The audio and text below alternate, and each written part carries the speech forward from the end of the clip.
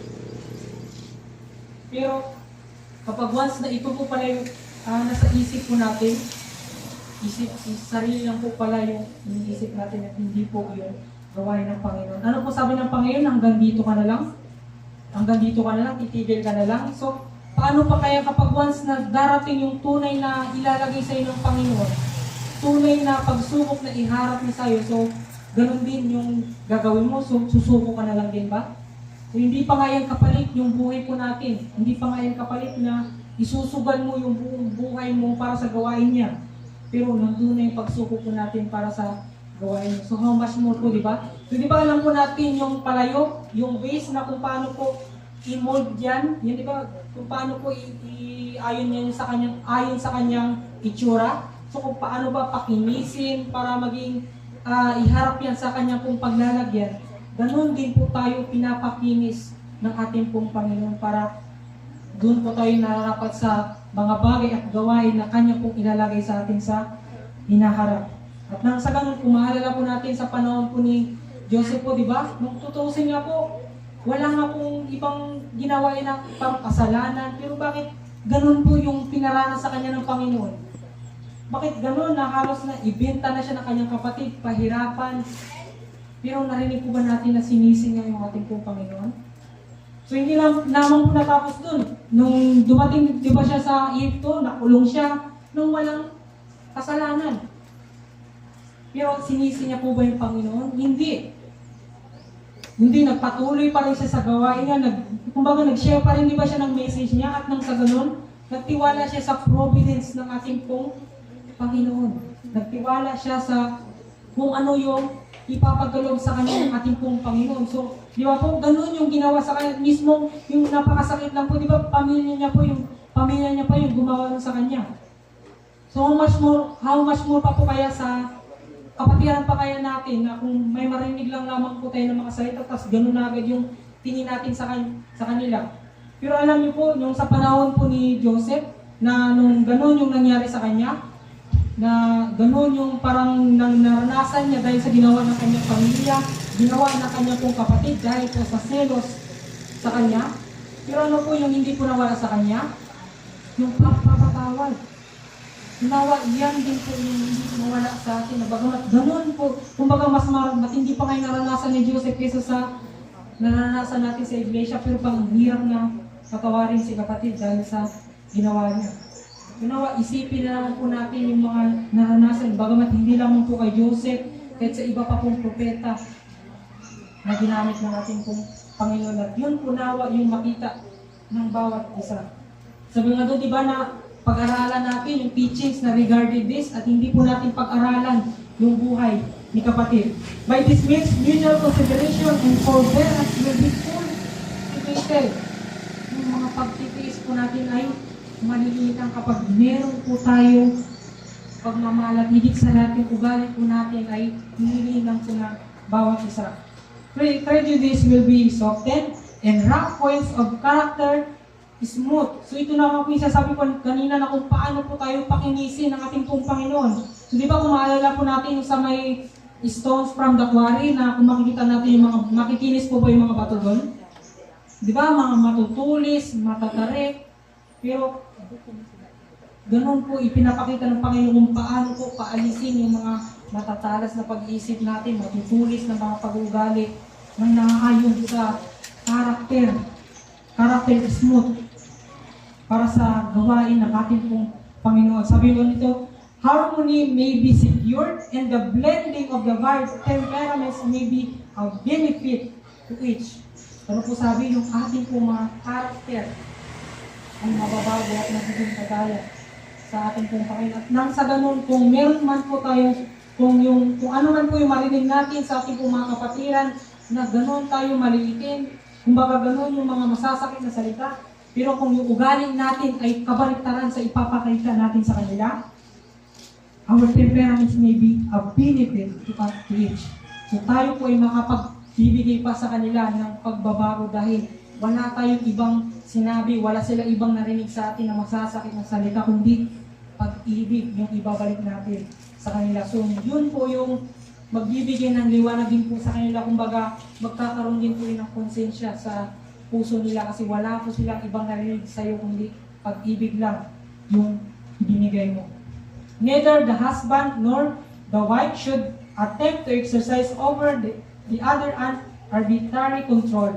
Do not try to compete each other to yield to your wishes. So balik po tayo na kung paano po, so umpisa pa lamang po na ayusin po natin yung ating pong pamilya bago po tayo hahawak sa ating pong iglesia. Ito po ay nagmumula sa mag-asawa na kinakailangan na hindi po natin sila kailangan kontrolin na maging kagaya sa gusto natin. Ano po sabi ng Panginoon na hindi po natin na pilitin sila na sundin nila kung ano man po yung iniputos natin sa kanila. Kaya kapag ito note, you cannot do this and retain each other's love. Be kind, be patient, and forbearing, considerate, and courteous. So ano po sabi? Na hindi po natin kailangan sila pilitin, kundi maghintay po tayo, maging mapagtiisin po tayo, maging mapagpasensya, at higit sa lahat, meron po tayong pagmamahal na hayaan po natin yung Panginoon na siyang kumilos. So hindi po hindi naman po lahat dahil meron pa rin pong sa ibang pamilya na ganun po yung pagmamatigas na kanila pong mga asawa. So hindi lamang po doon sa pamilya na yun, kundi marami rin po sa mga iglesia na gusto ng Panginoon kapag once na ito po yung mamayani sa atin na magkakaroon tayo ng mahabang pasensya. So kaya-kaya rin po natin harapin kung ano man po yung mangyayari sa ating pong iglesia. So di ba naalala ko yung sabi ni Kuya Ray na kung kaya niya nga pagtiisan yung asawa niya, ay kayang-kaya niya na lahat. So ano po? So ganun yung sinabi sa amin. So ganun din naman po dito na kapag once na meron din po tayong pagtitiis, kakayanin din po natin kung ano mo yung kakaharapin natin sa ating pong paligid. Sabi nga dito, by the grace of God, you can succeed in making each other happy as in your marriage vow you promise to do. So ito yung magbibigay ng kagalakan at kasiyahan sa ating pong mga puso dahil po sa pangako na pinanghawakan natin sa ating pong Panginoon. Sabi sa men and women can reach God's ideal for them if they will take Christ as their helper. So, diba, kaya kadalasan sa bawat pamilya ay marami yung nahihirapan. Kumbaga, diba, kinasal lang sa araw na to, tapos sa susunod na araw, hiwalay na agad. Parang ilang araw lang, parang ano lang, isinawalang bahala yung pagkakaroon ng isang kasal, pagkakaroon ng isang libre. Di ba sabi nga po doon na yung pagdarating ka sa isang kasal ay, sabi nga doon na sagrado yan sa paningin ng ating pong Panginoon. Nakagaya sa paninindigan mo sa saban, sa paninindigan mo sa pananampalataya niya, sagrado yan. Kagaya din po sa pagkakaroon po ng pag-asawa. Kaya kadalasan marami yung mga naghihiwalay agad, marami na agad yung sumusuko. Bakit?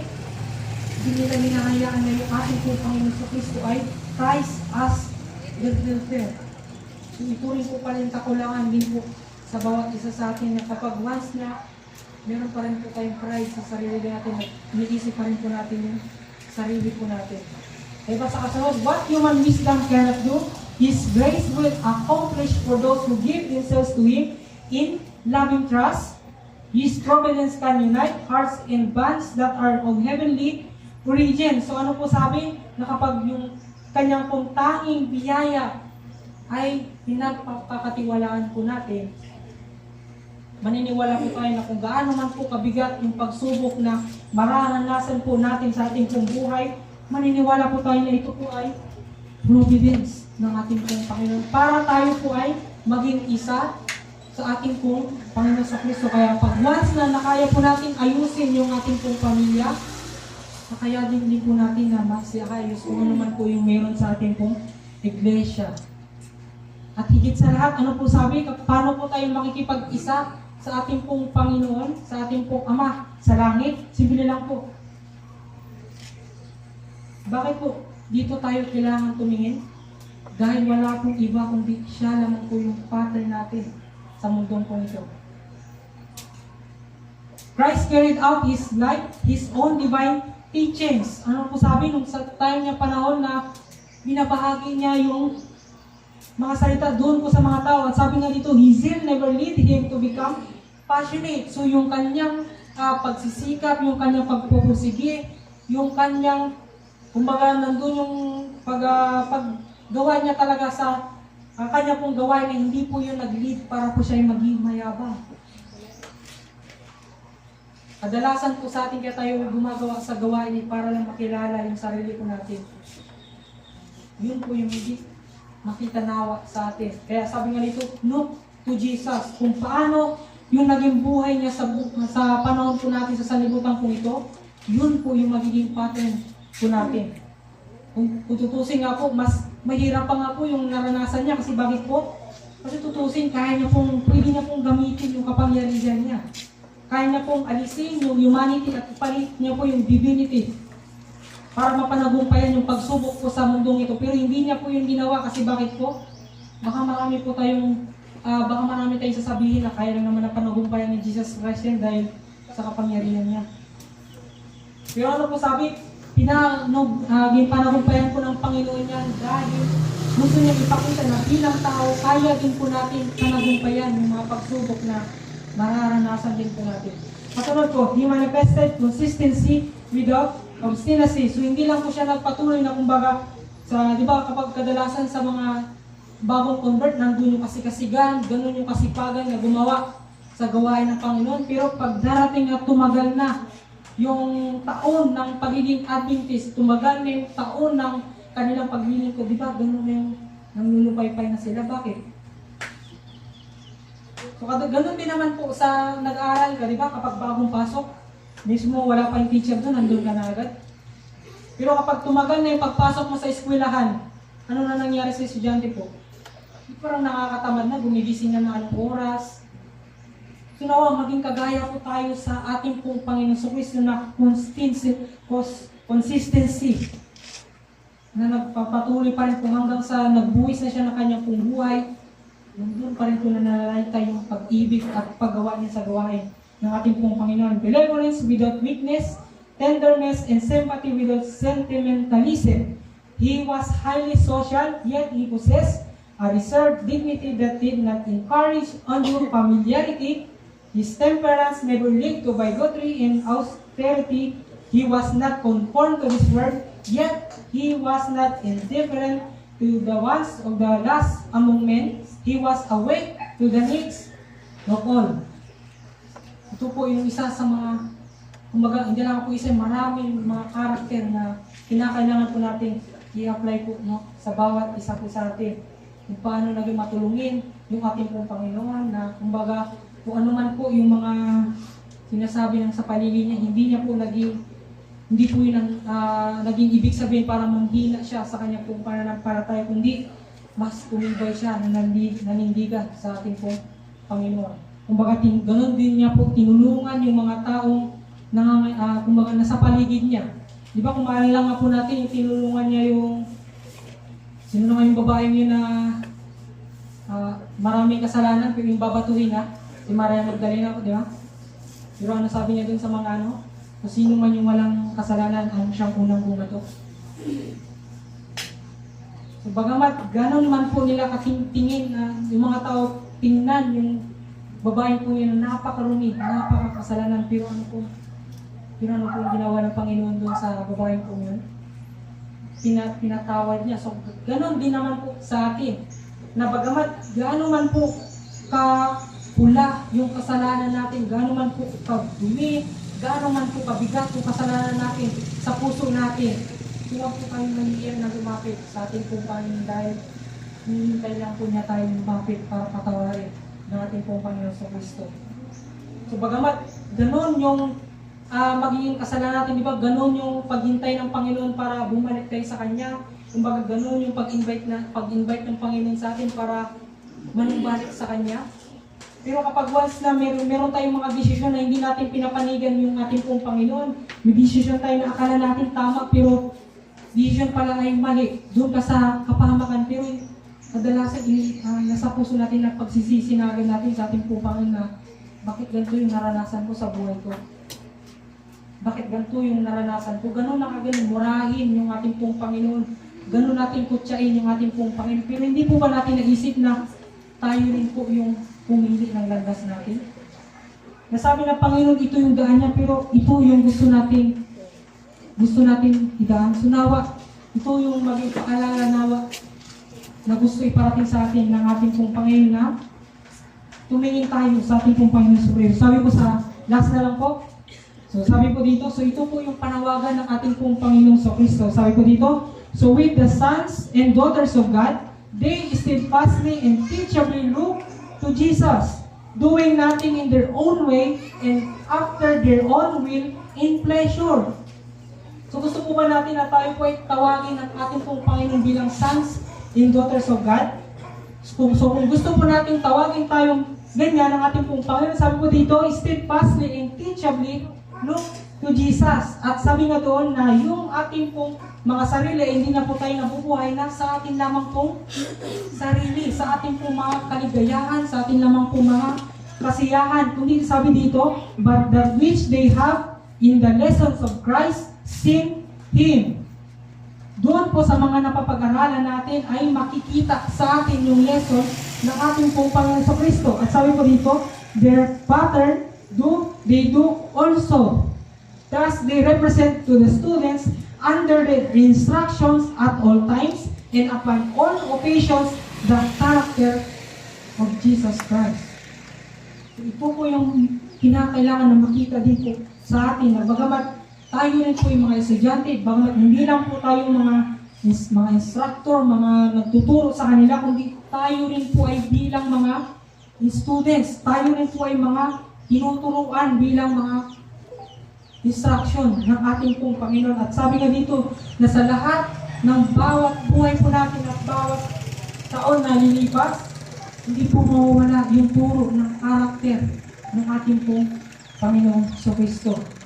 Kaya kapag once na hindi po tayo susunod sa instruction ng ating pong Panginoon, doon po tayo mapupunta sa kapahamakan. At kadalasan ito po yung mangyayari sa iglesia natin na maraming magwawatak-watak, maraming magtatakwil dahil hindi nila sinusunod yung karakter ng ating pong Panginoon.